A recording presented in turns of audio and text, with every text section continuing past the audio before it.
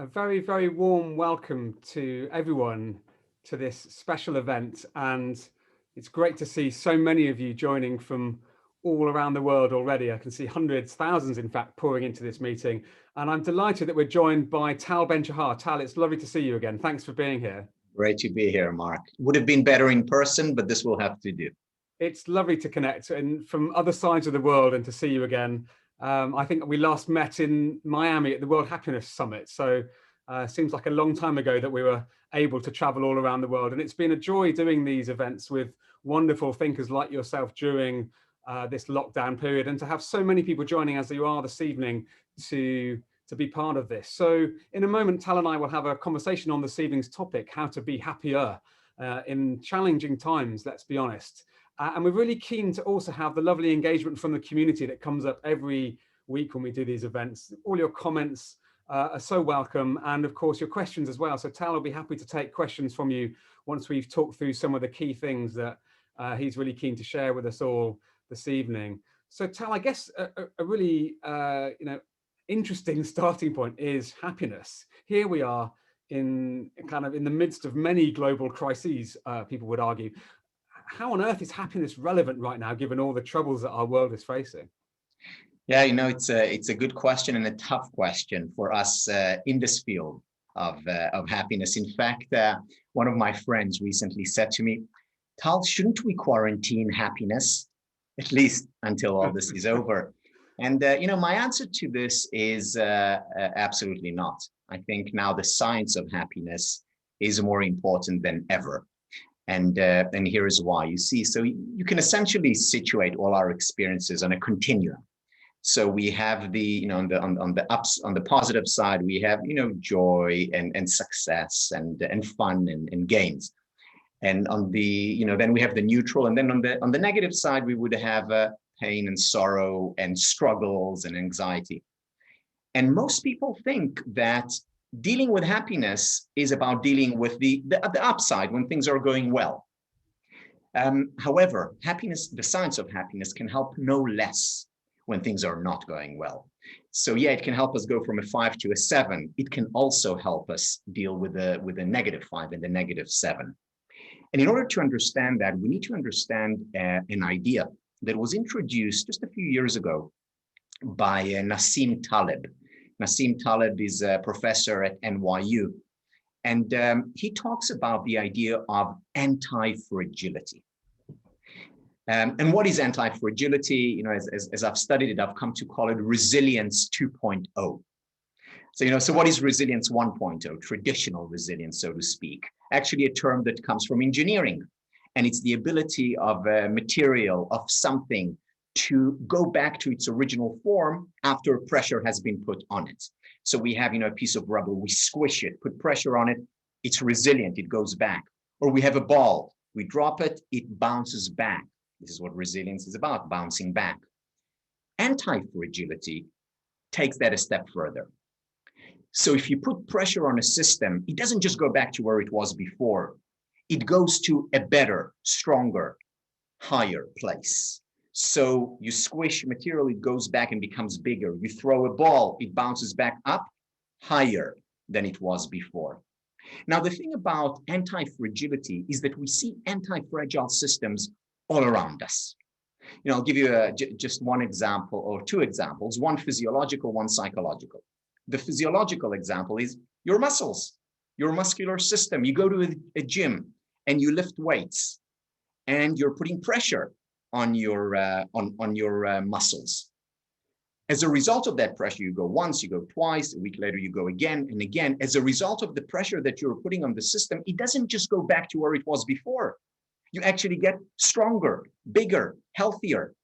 That's potentially an anti-fragile system. So this is physiologically. Psychologically, we also see it. Most of my students in my classes, most not all, are psychology majors. And I always ask them this question, and usually I'm not the first psychology class that they take.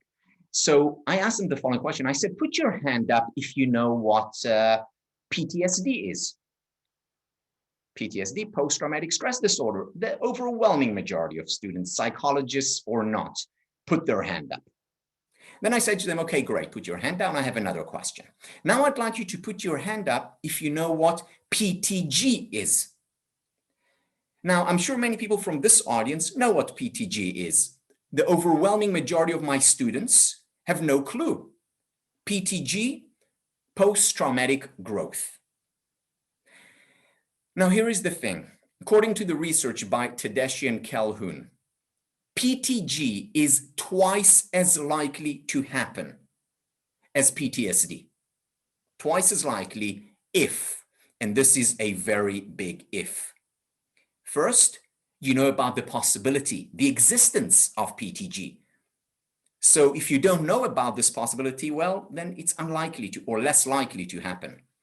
The second thing, it's to know what conditions you can put in place in order to increase the likelihood of PTG. You cannot guarantee PTG. Sometimes trauma does lead to PTSD, to disintegration.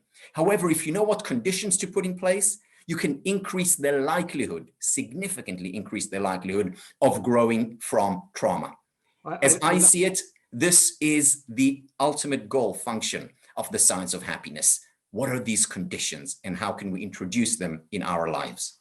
So, Tal, thank you. And I'd love to explore some of these conditions. I'm also resonating with post-traumatic growth. I used to feel as though I'd had what I called a good life crisis because I had a combination of factors in my life, and fortunately didn't lead to a terminal diagnosis or anyone dying. But it was a traumatic experience that led to me reevaluating and actually making big shifts. And I feel that part of what you've described with post-traumatic growth is that often these difficult circumstances that many of us are going through at the moment are a chance to reflect and refresh.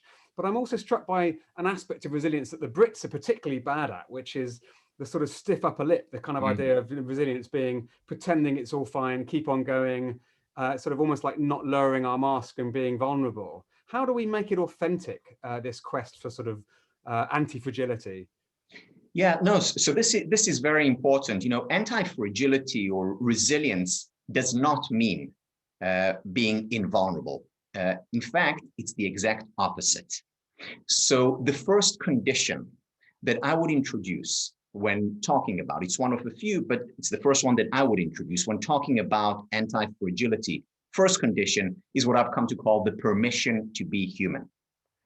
The idea of the permission to be human is about embracing, accepting any and all emotions, whatever they are. There's a beautiful poem by the Sufi poet Rumi from the 13th century called The Guest House. And he talks about in the guest house, he says how we should invite in, like guests, any thought, any emotion, no matter what it is. And then he ends the poem by saying, because these are messages from the beyond. Now, I don't know if they are or are not messages from the beyond, but what I do know is that when we do invite them in as guests, those painful emotions, they actually do not overstay their welcome. You see, there is a paradox here that when we reject painful emotions, when we say to ourselves, me vulnerable? Of course not. Or I'm strong, I'm going to get over this. When we actually say that and reject the painful emotion, that emotion intensifies. If I say to myself, Tal, don't feel anxious or nervous, you're a happiness expert, really. What happens immediately? Anxiety, nervousness go up significantly. In contrast, when I say to myself, I'm human, I'm experiencing this emotion, that emotion comes in and it flows through us. The Buddhists talk about two levels of suffering. The first level of suffering is inevitable. We all go through it, if we lose someone, grief, or if we are concerned about our livelihood or our health or the health of our loved ones, this is natural. We all have this emotional pain. So that's the first level of suffering. The second level comes when we reject the first, and then it intensifies. The first level of suffering is inevitable. The second one is a choice. The foundation, paradoxically, the foundation of happiness is first allowing in unhappiness. The foundation of anti-fragility is giving ourselves the permission to be human.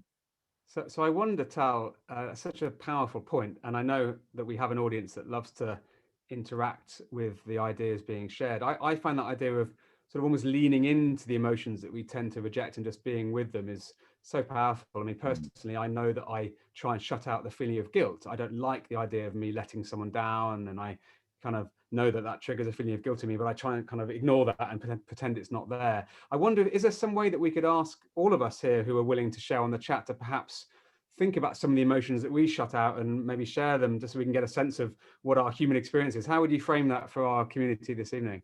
I think it's a great idea. We all have our rejected, unacceptable, not invited guests. For some people, it could be fear that they say, "Oh, me afraid? Of course not." Or for others, it could be jealousy. "Oh, jealousy, that's so immoral," which is not, or anger. So what I'd like to see is, what are the emotions that for you personally, or what emotion for you personally is most difficult to accept, embrace? Or is it most difficult for you to give yourself the permission to be human? So please feel free to share that if you'd like to in the chat. I'm already seeing hundreds of these spinning past on the chat.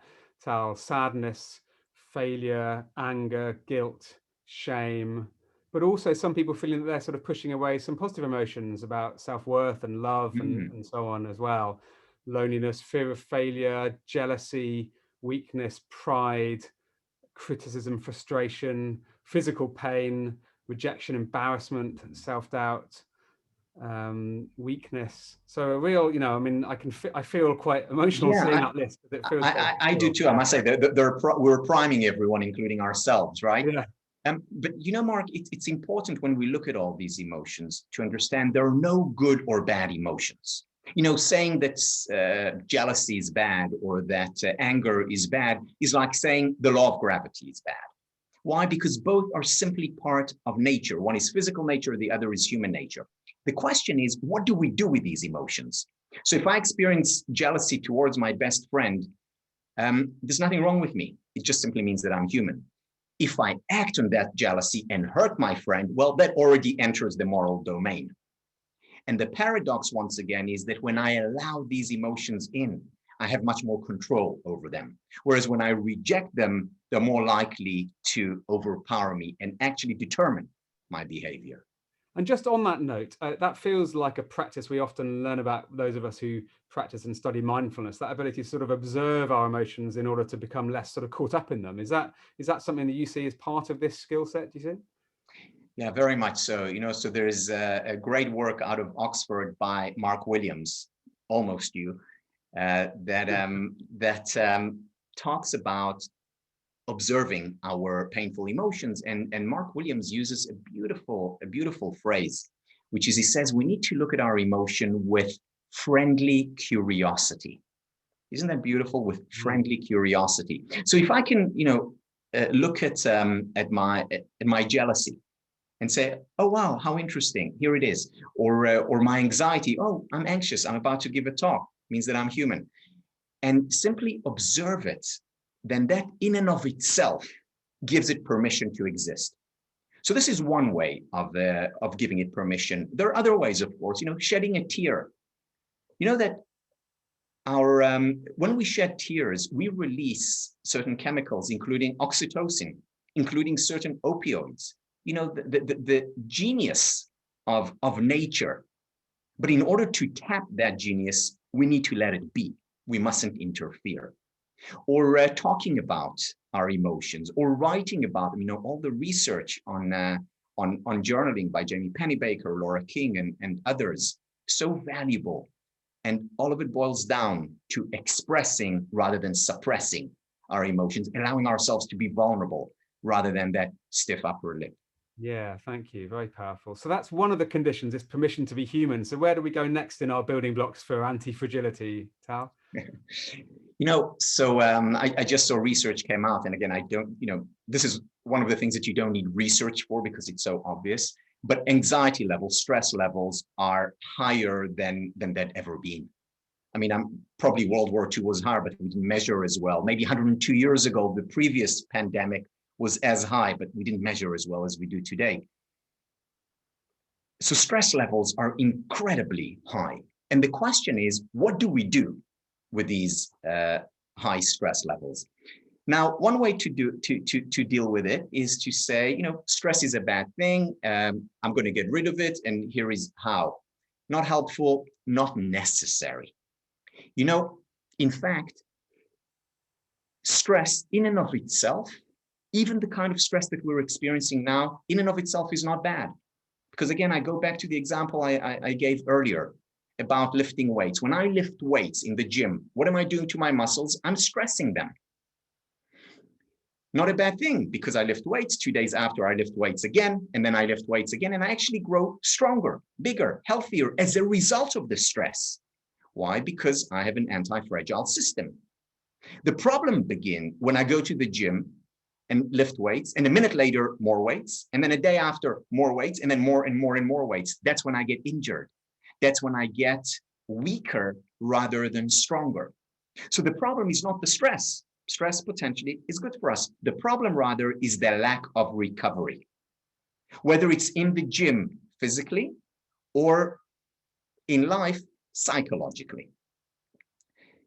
In order to create conditions for anti-fragility, whether it's physically or psychologically, what we need to do is introduce recovery or periods of recovery into our lives. Now, what do these periods of recovery look like? They can look like a 15-minute meditation break, or a walk around the park, or going to work out in the gym, exercising, or taking 3 deep breaths. That's a form of recovery, because we shift from the fight or flight stress response to what Herbert Benson from Harvard Medical School calls the relaxation response.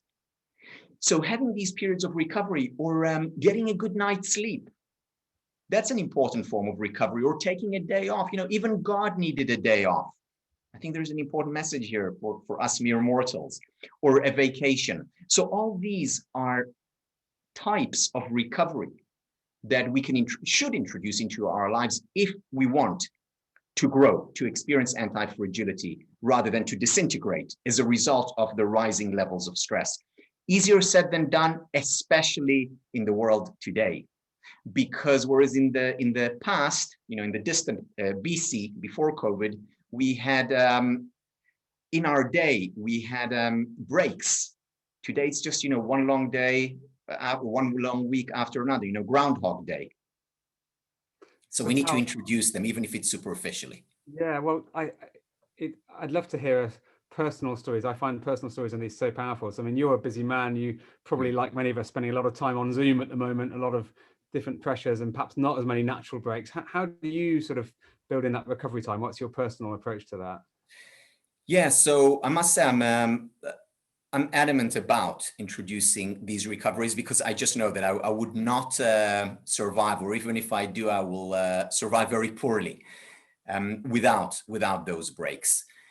Sometimes those breaks are introduced in advance. For example, I have times during the week when I exercise. Now, by the way, during regular times, I exercise 3 times a week. These times I exercise 5 times a week. So when people ask me, so what do you do differently today? I say, I do the same things, just more of them. So I meditate more than I usually do. I express gratitude more than I usually do. The basics, just more of them. So I have periods, and I introduce them into my calendar. So just like I have, this was in my calendar, 2 p.m. Eastern, I'm here with Mark. I also have 4 p.m. Eastern, I'm exercising, on my little trampoline at home. So putting these in place is important. Sometimes, though, they're unplanned breaks. So just a couple of weeks ago, I had a really, really tough day, or a tough couple of days, where I was missing my traveling. I was more than anything missing my parents, who I haven't seen for such a long time. And we were supposed to, as a family, watch a movie. And I told my kids, come 7 p.m., I told my kids and my wife, I said, I just need I need a break. I need a time in, as opposed to a time out. And, I went into my room at 7, shed a few tears, wrote in my journal, went into bed, read something, fell asleep earlier than I usually do, and woke up the next morning, not feeling great, but feeling a lot better than I did before. So it's key, again, always, especially in these times, to be attentive to our, to the internal messages. And our emotions are talking to us all the time. We just need to listen. And a phrase that I'm always moved by is this idea that you can't pour from an empty cup. And so many here are motivated by kindness and looking after their loved ones and the people they connect with, but we can't do that unless we're also getting the basics right for ourselves. But that brings me actually on to this idea of connectedness. You've done a lot about how we can deal with our own inner state, but of course we are relational beings. Where do relationships fit in your sort of foundations for happiness? Yeah. So, we know that relationships are the #1 predictor of happiness. They also happen to be the #1 predictor of physical health. And what do you know? They're also the #1 predictor of PTG, post-traumatic growth. Now, the important thing about relationships is to understand that it actually doesn't matter who the relationship is with or what kind of relationship it is, meaning it could be with our romantic partner, it could be with extended family, it could be with friends or colleagues. It doesn't matter, as long as we have close, intimate, supportive relationships. Now, Mark, if we were talking a year ago, again, BC, what I would have said at this point is, and these relationships have to be real in the sense meet together, non-virtual relationships. Today, saying that is not very helpful. The distinction of the old world between virtual and real relationships, that doesn't hold water anymore. But we need to create another distinction, which is very helpful today. And that is the distinction between superficial and deep relationships. Because even if we have been relegated to, two-dimensional, so to speak, interactions, even though it's just through the phone or through other means, other technology, we can still cultivate and enjoy deep relationships with other people. And that is another thing that we need to do. We need to put time aside to cultivate these relationships, to have these deep, meaningful conversations. So last semester I taught at Columbia, and I purposely taught a small seminar because I love these intimate conversations, and I love that point in a class where you move from a psychology class, to an intimate conversation. And that point came after a month, and then the president of the university announces we're all going home. It's going to become virtual from now on. And I was really upset because I said, this intimacy is gone. And it did go away. But after 2 weeks, it came back. And at the end of the semester, I looked back and I said, wow, I would not have guessed that we could have reached such depth through Zoom. And we did, and it's possible. It's not ideal. And, as I said at the beginning, I can't wait for us to really get together again. But this is good enough, as Winnicott said. I mean, I like you. I can't wait to be back with more loved ones and friends in person. But this distinction between superficial and deep, I think, as you say, matters whether you're with someone face to face in person or whether you're on a screen, whatever. And it's that authenticity. And I'm really conscious that as we look around us, so many conversations are about the shopping and the weather and the football and the house prices and the sort of general noise of life, that we often miss that chance to be a bit more authentic. I'm really aware of this and try to, take the mask off and show the real me. And this morning I was went past somebody on my way into town, and I said something like, they said, "How are you?" And I said, "Oh, fine. It's a bit chilly today, isn't it?" And I did that classic British thing of saying I'm fine and talking about the weather. And it's like, well, so what are your tips for helping us go that level deeper in our interactions with others? Yeah, this is something that I think about a lot. And when I was thinking about it, and then an idea from the 70s actually came, and I thought, wow, this is so relevant today. And the idea is of the servant leader. So back in the 1970s, Robert Greenleaf, who was an organizational psychologist, looked for the extraordinary leaders throughout history. And he noticed a certain pattern among them. And the pattern was that the real extraordinary leaders, our most admired ones, are what's common to them is that they are servant leaders. So, going back to the Bible, when did God choose Moses? When Moses ran after a little lamb and served the flock, and he said, "Oh, Moses now can serve my people." Jesus came in to serve the people. Fast forward to the 20th century. What was Gandhi? A servant leader. Think about Nelson Mandela, 27 years on Robben's Island. He comes out of prison. Among the first words out of his mouth, all the cameras are on him. The whole world is watching. The people of South Africa have their hope hinged on him. What does he say? "I am your servant." Look in business. Anita Roddick, founder of The Body Shop. You read her book, Business as Unusual. She's serving her employees. She's serving her clients. She's serving Earth. It's the leader as servant. It's taking the organizational chart and flipping it upside down, where you are helping, you're supporting, you're leading. These are extraordinary times. We need extraordinary leadership. And I don't just mean extraordinary leadership in politics, in 10 Downing or White House. I don't just mean extraordinary leadership in our organizations. I mean extraordinary leadership at home, with parents, among teachers, managers, friends.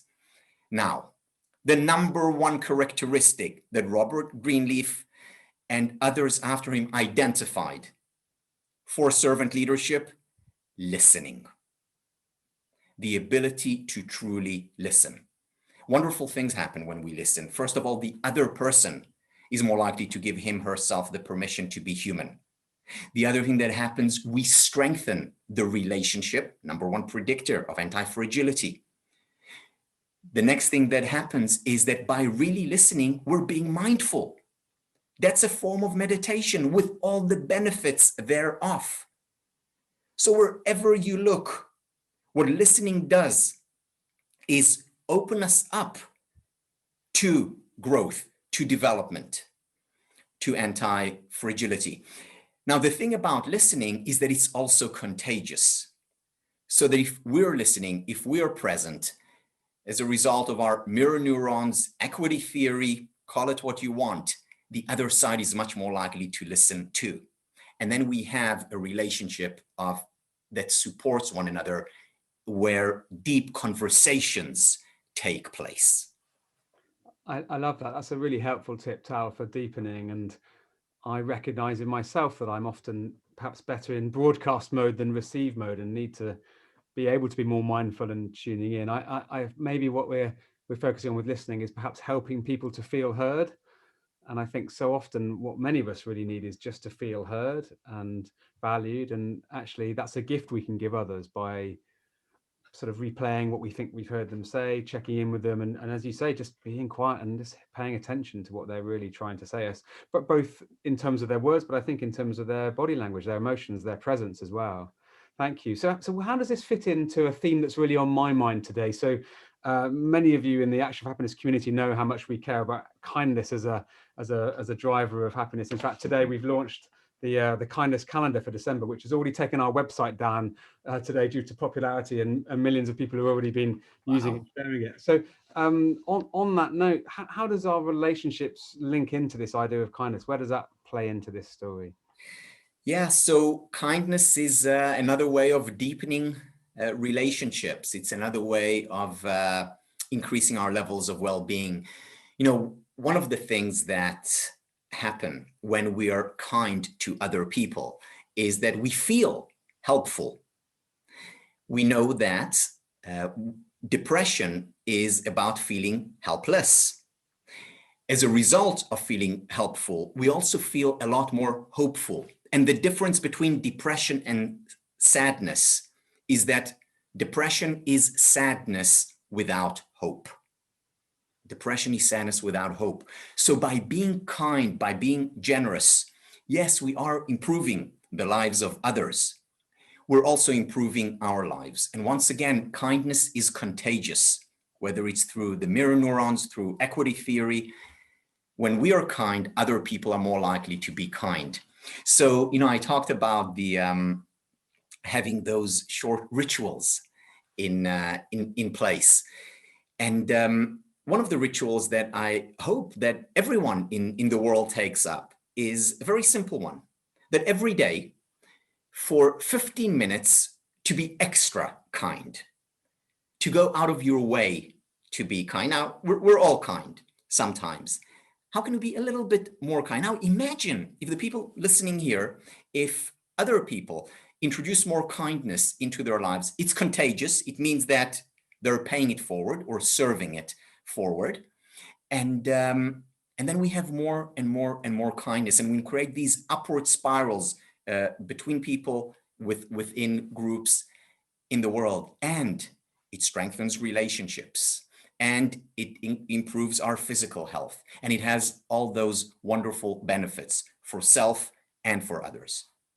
Thank you, Tal. That's absolutely brilliant. I've seen a few people asking about follow-up resources. So just to let the audience know, we're filming this event and we'll be sending around a link to the video tomorrow afterwards, and also some great resources that Tal can share with us. We'll also send around a link to the kindness calendar in case you'd like to put into practice Tal's tip and find some actions that you can do to create a bit more kindness over the coming days. Before we turn to questions, we've already got lots of great questions from the audience, Tal. One of the things that's on my mind that we haven't talked about already, it builds on this topic of self and others and kindness, which is, as well as our day-to-day interactions with each other and these chances to be kind, many of us are really frustrated with aspects of modern society. It might be about systemic racism, it might be about climate change, it might be about injustice of all kinds, the political polarization. How do we take that sense of injustice or anger even and turn that into something constructive, so we can sort of be the change, as Gandhi would say, and do that in a way that promotes happiness and kindness rather than becoming part of the toxic narrative of trolling and critique and anger? When you think about happiness in really broad brushstrokes, you can essentially divide the schools of thought into two camps. One school of thought would say, and again, I'm using very broad brushstrokes. One school of thought would say, it's all about achieving a goal. It's all about conquering a mountain. It's all about making that big difference. But we also know from a lot of research that that's not enough for happiness, because many people who achieve a goal initially have that high, but it's just a spike. They go back down to where they were before. So the alternative school, the other side says, no, it's not about the future. It's all about the here and now. It's all about the present. Let go of the past, let go of the future, and just be here. Roughly speaking, the first one is more associated with the West, the second more associated with the East. The problem with the second one is that we are goal-oriented. As human beings, that's part of our nature.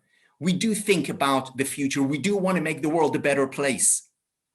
How do you bring together these two schools of thought, the future-oriented and the present-oriented? And the answer is that we need to think about a meaningful goal, such as, helping people, who don't have enough food, such as, fixing the political system. We need to think about it. That is a goal. And then we need to ask, okay, so what can I do about it now? And when I think about what I can do about it now, then break it down into daily action. For example, if I think, I'll take a goal, I want to write a book. And, I want my book to be out by January 1, 2022. I have that goal. It's out there. And then what I do, I go and work. And I focus on the present. And it's about focusing on the present and working towards a goal that we believe is important. That is the path, not just to happiness, it's also the path to a better world for us and for everyone else. So have these lofty goals, of course, desire to bring about meaningful change in the world, and then think, how can I translate this into day-to-day action? Because if I'm just in the future, I will not find happiness. If I relinquish any connection to the future because it doesn't lead to happiness, well, in the long term, I will not be happy and I'm less likely to make the world a better place. have those lofty goals, and then focus on day-to-day action. Just do it. Yeah, that's really powerful. Thank you. And something I've heard you say before, Tal, is that when people are happier, they're more likely to be pro-social, and therefore, in many ways, self-care isn't selfish. When we look after ourselves, as you highlighted at the beginning, it's not instead of caring about others, it's actually the foundation for caring about others. How do you see that interplay between sort of self-care and caring for others? Yeah, no, if you open the thesaurus and look for synonyms for the word selfish, what you will find is bad, evil, inconsiderate, harmful. No one wants to be all those things. So from a very young age, we're taught, hey, don't be selfish. On the other hand, when we're talking about becoming happier, there is a selfish element to it because I'm thinking about my happiness. So how do we reconcile that? Okay, so you go to selfless on the other hand, and you open the thesaurus, and what are the synonyms? Good, altruistic, loving, caring, considerate, moral. This distinction that exists in the West between selfishness and selflessness is very unhelpful. In fact, it's very harmful. Instead of thinking selfish or selfless, what we need to think about is self-full. Self-full is about thinking about the self and by extension about others. When the Dalai Lama first came to the West, he was really struck by the fact that many Westerners don't like themselves. In other words, low self-esteem. And he said, how is that possible? And he attributed it to the language that we use. He didn't use the word selfish, selfless, but he said, when we talk about compassion in the West, we're talking about compassion for others. Whereas he says, when in Tibetan, the word sewe, which is compassion, it's taking care of the self, and then by extension, taking care of others. They're two sides of the same coin, part of the same system. And I think better captured, rather than by selfish or selfless, that I'm being self-full, taking care of all. I love that. It's sort of happier, kinder together. Wonderful. Back to your point on action, Tal, because of course it's in our name, Action for Happiness, and I love how much this community is already taking action. So you've shared with us some wonderful insights this evening about looking after ourselves and being able to sort of recognize those emotions we might be pushing away. We've talked about kind of our relationships with others, and we've talked about bigger change we want to see in the world. Maybe we could ask everyone now to share something they would like to do. So an action that we can take either for ourselves or others. How would you frame that for the audience? What should we ask them to say? So think about what's really important to you in the world, in life, and then find a manageable action that you can take. Something small, tomorrow, the next day, for the next week, that will make the world a better place, that will get you closer to your ideal. Go for the low-hanging fruits here. That's perfectly fine. Small victories. I'm loving what's coming in already. Listen better, kiss my wife, start an Action for Happiness group, act on child poverty, get more sleep, make people laugh, pick up litter, smile more, share food, be present, listen, smile, have daily goals, eat more fruit and veg, be kind, volunteer, reach out to people, comment on people when they're using good manners, healing, just acknowledging feelings. So actually a beautiful mix of the things you shared. These are priceless. About self, about others, and about changing the world. And I think that's nice to see those things so interconnected, isn't it? Absolutely priceless. I'm feeling very moved to see that. Thank you so much, everyone, for sharing what you're sharing. I really appreciate you doing that. So Tal, we've had lots of great questions, and the first one I was going to bring in is, really brings us back to the challenging times we're in. Aura has asked, it may be normal to allow ourselves to be vulnerable and unhappy, but what happens if we're afraid of grieving or of unhappiness? How do we deal with the fear of grief? And of course, many people are grieving for lost loved ones, lost jobs, there's a lot of loss around at the moment. How can we lean into that really difficult state? Yeah, that there's of course a lot of research, important research on grieving. And essentially, broad brushstrokes, again, there are two approaches. The first approach is the stiff upper lip, is I'm going to get through it. I'm going to be strong. I'm not going to let this bring me down. approach number one. Approach number two is I'm breaking down. I'm crying. I can't stop talking about it or thinking about it. I'm falling to pieces, it seems. Now, when we look at these two from the outside, we look at the first one and say, wow, they're coping so well. We look at the second group and we say, wow, I hope they'll be okay. In fact, when you look at these two groups a year hence, in most cases, the second group is doing a lot better than the first group. When you look at them 5 years, almost with no exception, the second group is doing better than the first group. Why? Because the first group allowed themselves to break down. Again, that's the natural process. And we mustn't get in the way of nature. But what if we're afraid of doing it? Well, we need to do it anyway. And if we need to fake it initially, then that's okay. Fake it till you make it, or as Amy Cuddy say, fake it until you become it. Durley has asked, and we get a lot of people who are teachers in this community. I'm a teacher. Sometimes expressing our emotions is really hard when we're in a classroom. How do you think we as teachers should work on expressing our emotions? That's a great question. I don't know what the answer is. Yeah, no, it is an important question. And you know, it can be also generalized to service providers in general. Yeah. So, you know, you're in a store and, you know, someone comes in or used to come in and say, hi, how are you? And you say, oh, thank you so much for asking. I had a most horrendous morning and let me tell you about, no. You say, oh, I'm having, it's wonderful. How are you doing? How can I help you? You put on a brave smile. And that's okay. That's okay, as long as we have what Brian Little from Cambridge calls a restorative niche.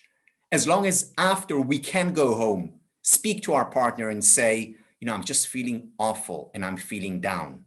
So it's okay initially to put on that face, even if it's not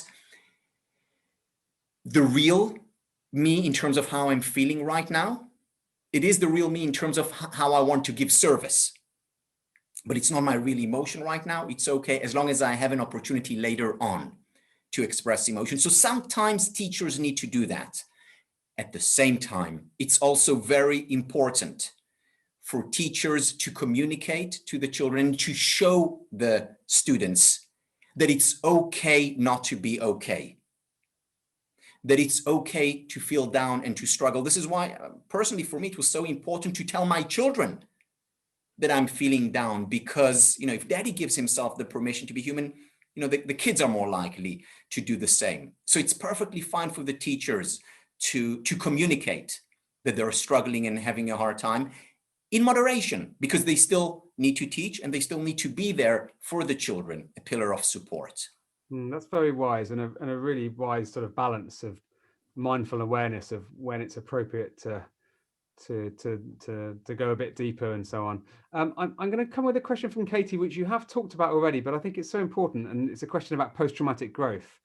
And she's just asked, is there a list of the conditions that you can put in place? So you share this idea that, you know, sometimes we can recover from trauma in a way that actually really helps us grow, and many people are facing trauma right now. What are the things you mentioned that even just being aware of this is helpful? So maybe it's useful just to recap on the foundations for growth. So I'll recap and add. So first, awareness that it's a possibility, it's in the realm of possibilities, and that is likely to become a self-fulfilling prophecy. Second, permission to be human, really experience the pain that comes with trauma. You know, it's real pain. It hurts, and that's okay. Remember the guest house.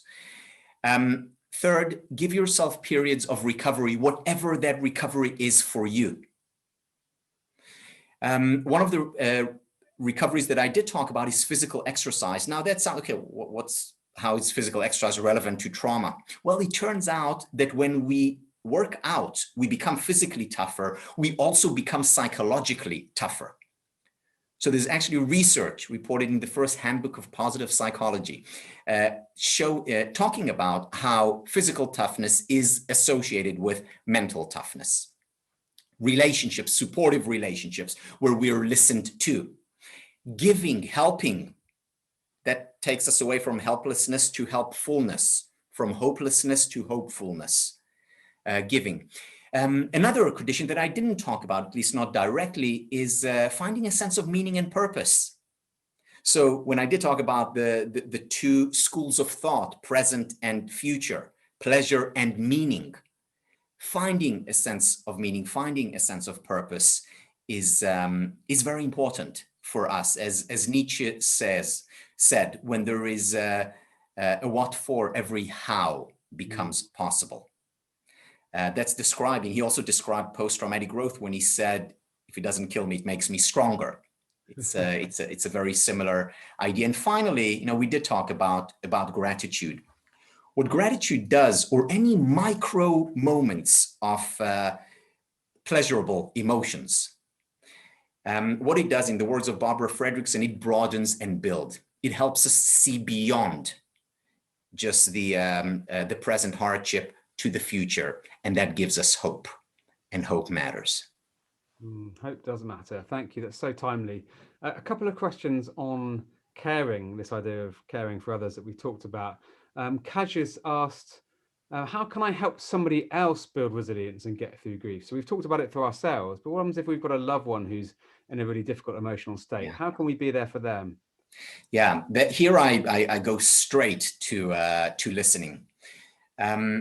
There is research on it that people who are listened to develop a healthy self-regard, self-esteem, self-confidence, which of course is an important pillar of growing from hardship. So the first thing is listening, because through listening, what happens to them is, first of all, they're more likely to open up, to give themselves the permission to be human. Second, the relationship strengthens and they feel supported. I'm not alone. Back in the 1970s, Aaron Antonovsky, who was a sociologist at Yale at the time, talks about a sense of coherence and how important that is for us to attain, and how that distinguishes people who break down versus people who build up. In other words, fragile versus anti-fragile, in more modern language. And what is a sense of coherence? A sense of coherence comes when we realize that what we are in, or what we're dealing with, is manageable. When we realize that what we're dealing with is comprehensible. And when we realize that what we're going through is meaningful. Now, these three elements that are the pillars of a sense of coherence emerge in a deep conversation. It gains meaning. It suddenly becomes manageable. And, oh, now I understand what I'm going through. It's understandable. And staying with caring, but perhaps looking at it from a different angle, there are so many people who spend massive parts of their lives caring for others, Tal, and that becomes quite a burnout risk, actually. And we know that sort of key workers, frontline workers, have been dealing with very stressful situations for months now, and of course always are, these amazing heroes that hold much of the fabric of society together. James just asked a simple question: what are your thoughts on compassion fatigue, that idea that you might just sort of really burn out in that caring role? Yes, no, it's absolutely real. And again, this is why what the Dalai Lama said is so important. Always, it's certainly important these days. Compassion for self first, by extension other. Put your oxygen mask on first and then help others. It's become a cliche, but sometimes cliches become cliches because they're true and they're repeated, and we see them all around. How do we take care of ourselves? All the ways that we spoke about and that you speak about as part of Action for Happiness. But let me just highlight the idea of recovery. We have to have those periods of recovery, create them artificially, where between 5 and 6 you're in the gym no matter what. Between 10 p.m. and 6 a.m. you're in bed. Even if you don't fall asleep, you are in bed. So put this time aside for recovery. I want to quickly refer to the work of Adam Grant from Wharton. And in his amazing book, Give and Take, he talks about three kinds of people. He talks about the givers, the takers, and the matchers. The givers are the nice ones. They're the generous one. They're kind. We like givers. The takers, that's all about me, taking primarily from the givers who are willing to give them. And then there are the matchers. The matchers are quid pro quo. You gave me 5, I'll give you 5 back. You just gave me 3, that's all you're getting from me. That's fair. Now, in every organization, we have givers, takers, and matchers. And by the way, all of us are sometimes this, that, or the other. The question is, which is the dominant one? And the interesting question is, who are the more successful ones? The givers, the matchers, or the takers? We know that giving contributes to happiness, but who is more successful? And when they looked at it, they divided the organization into top performers, mid-level performers, and the worst, bottom performers.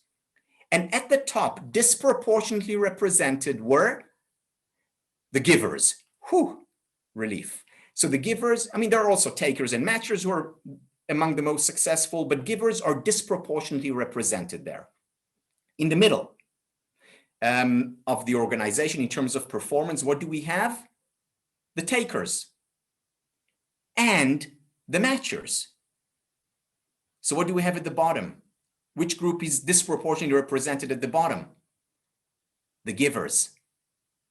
Now, the interesting research question here, which has many implications in the real world, is what is the difference between these givers and these givers, the bottom and the top? And the answer is that the givers at the top also give themselves. In other words, they would say, yes, I'd love to help you, but I just first need to finish this.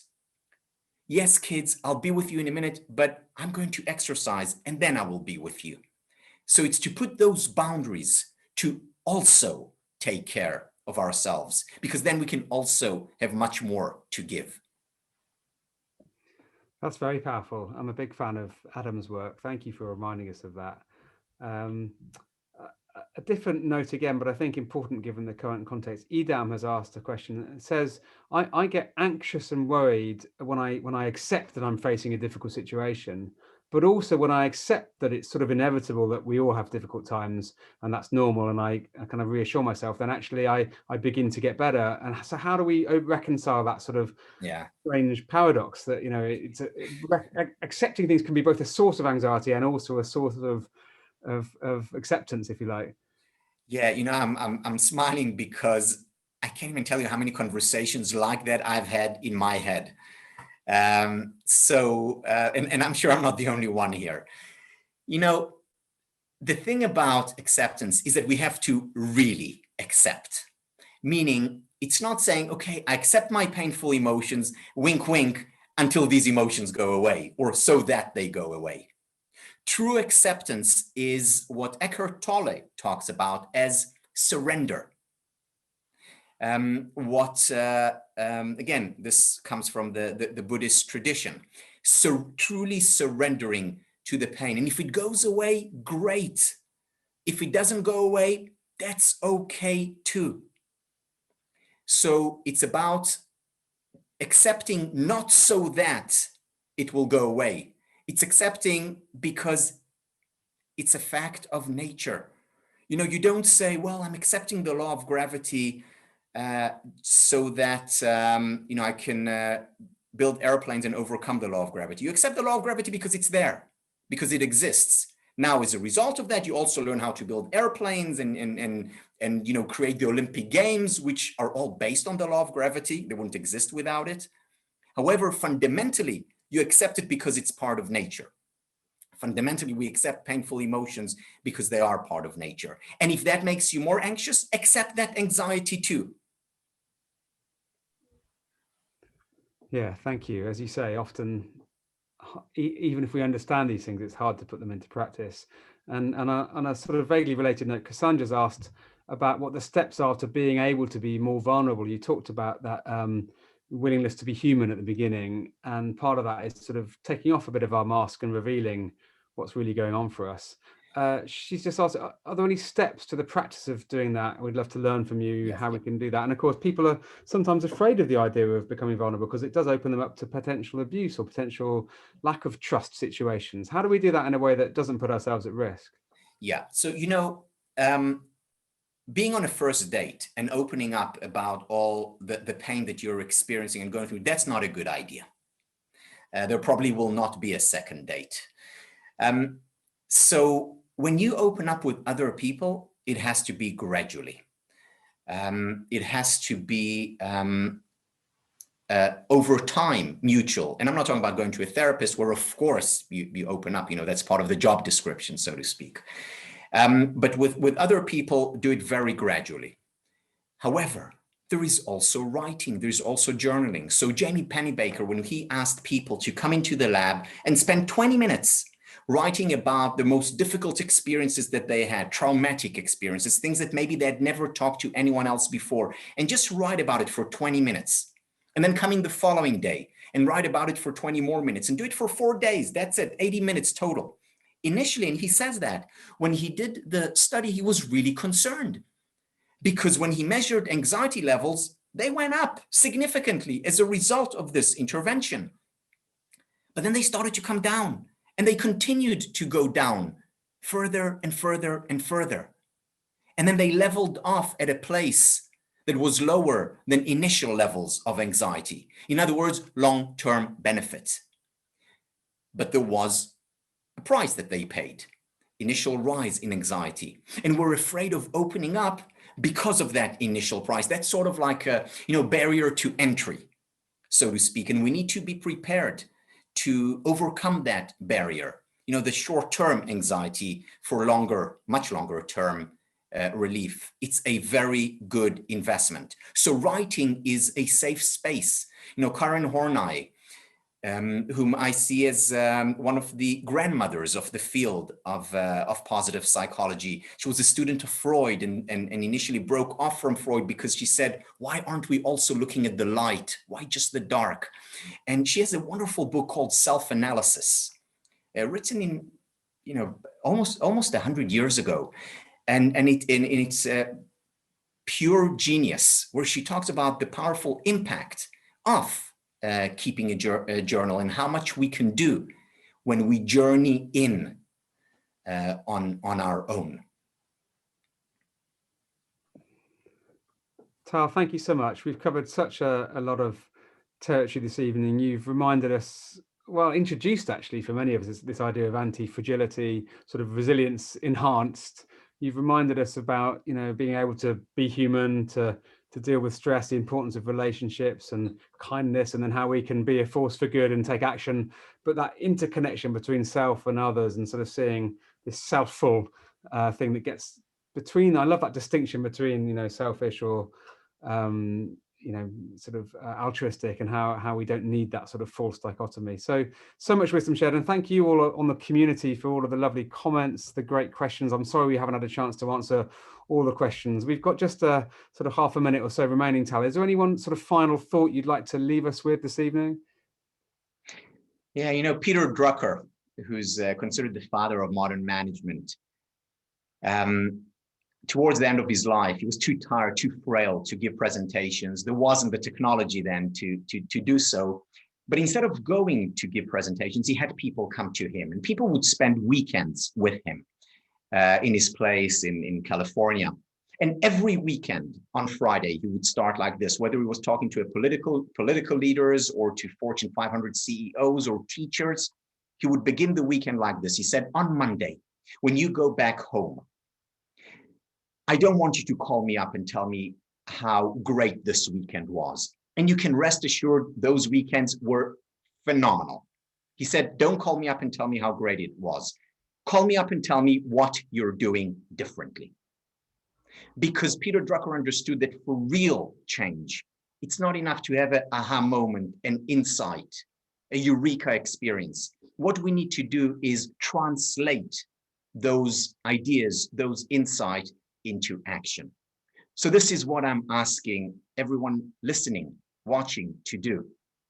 What are you going to do differently that is going to make a difference in your life, that is going to make a difference in others' life, extending outwards, rippling outwards.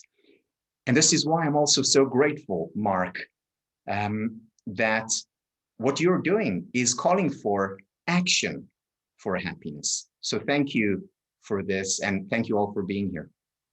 That's a lovely way to end. Tal, we're so grateful for your time and all of your wise advice. Folks, we'll be sending around the video, we'll be sending around the chat file, we'll be sending links to a fantastic happiness certification program that Tal and his academy run, and various other resources. So thank you for being here. It's been lovely to have this vibrant community as always. And Tal, much gratitude. Keep up the great work, and we'll see you again soon. Thank you.